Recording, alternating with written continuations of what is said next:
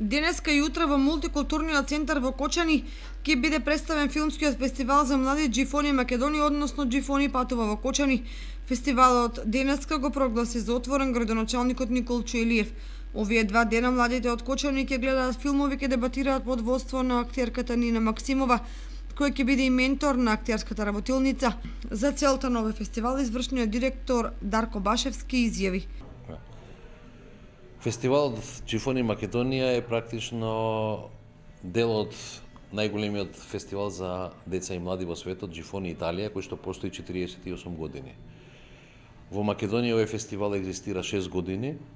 На почетокот беше само во Скопје, а од пред 3 години почнавме овој фестивал да го носиме и во помалите градови, за да и младите од другите градови осетат малку таа филмска атмосфера и таа младешка енергија која што ја носи фестивалот со себе.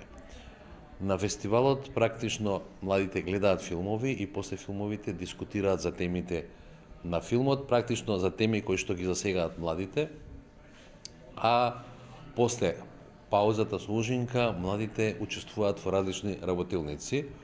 Во Кочани ќе имаме актерска работилница и работилница за фотографија, на која што младите ќе пробаат да научат основните техники на глума, а другиот дел од младите ќе работат на работилница на фотографија. Практично идејата е како да ги мотивираме младите да покренат иницијатива, да се заинтересираат за некакви креативни активности за младите во Кочани.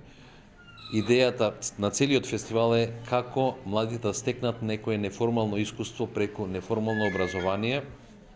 Преку филмската програма, дебатите и креативните активности, тимот на фестивалот Џифони Македонија се стреми неформално да влијае врз едукација на младите во областа на филмот и културата и да ги потенцира естетските вредности на филмот, а пред дискусии да се развијат способностите кај младите за дебатирање.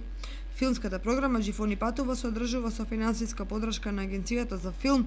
Фестивалот Џифони Експириенс од Италија во соработка со општина Кочани и италијанската амбасада во Скопје.